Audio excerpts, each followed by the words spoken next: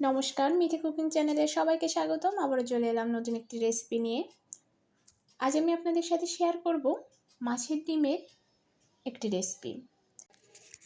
মাছের ডিমে আজকে একটা গন্ধ লাগে, এই ভয়ে অনেকেই মাছের ডিম খান না।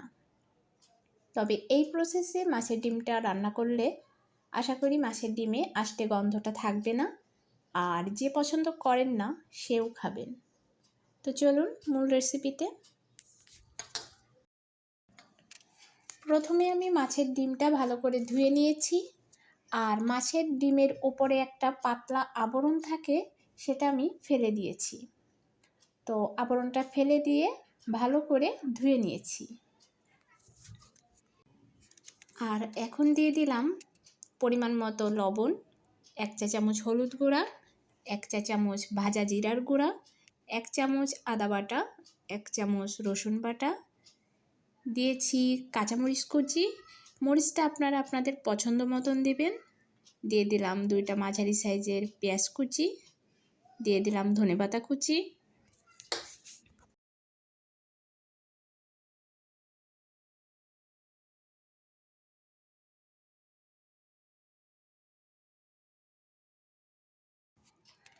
এখন ভালো করে হাত দিয়ে চটকে মেখে নেব।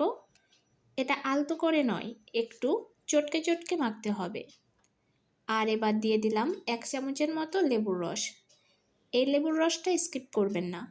এই লেবুর রসটা দেবার কারণে ডিমের ভিতর আষ্টে গন্ধটা আছে না, ওটা আর লাগবে না। সো লেবুর রসটা দিবেন। তো আমার ব্যাটারটা তৈরি করা হয়ে গেছে, এখন আমি ভাজবো। তো ভাজার জন্য কড়াইতে তেল দিয়ে দিয়েছি, তেলটা গরমও হয়ে গেছে। এখন আমি একটা চামচের সাহায্য নিয়ে তেলের উপর বড়ার শেপ দিয়ে ভেজে নেব।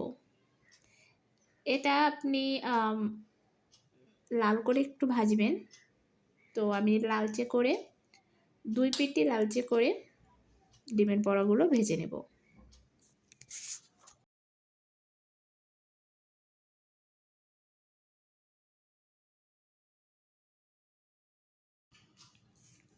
তো বড়া ভাজার পর যে তেলটা আছে এতেই আমার রান্নাটা হয়ে যাবে।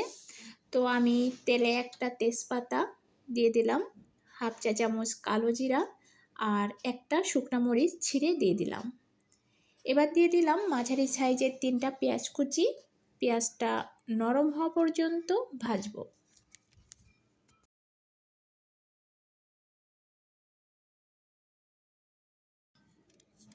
তো ভেজে নিয়েছি।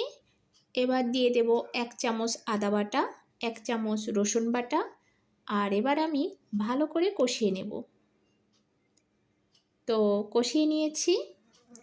এখন দিয়ে দেব 1 চামচ জিরা বাটা, 1 চামচ ধনিয়া বাটা। আমি এখানে বাটা মশলা দিচ্ছি, আপনারা চাইলে গুঁড়া মশলাও দিতে পারেন।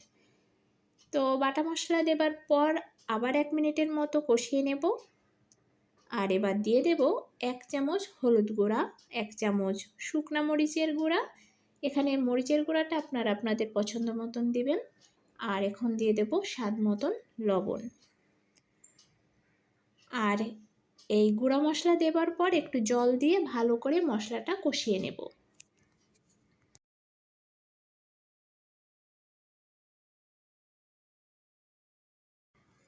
তো দেখুন আমি মশলা কষিয়ে নিয়েছি।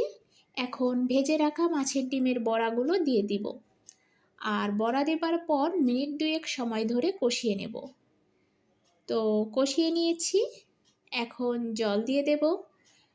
আর জলটা পরিমাণে বেশি দিব না, কারণ ডিমটা কিন্তু আমি ঝোল ঝোল করব না, মাখো মাখো করব। তো ঝোলটা যেহেতু মাখো মাখো করব, সেহেতু জলটা অল্প পরিমাণ দিব।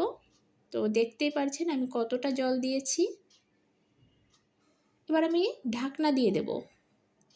ঢাকা দেবার কারণে ঝোলটা তাড়াতাড়ি ফুটবে।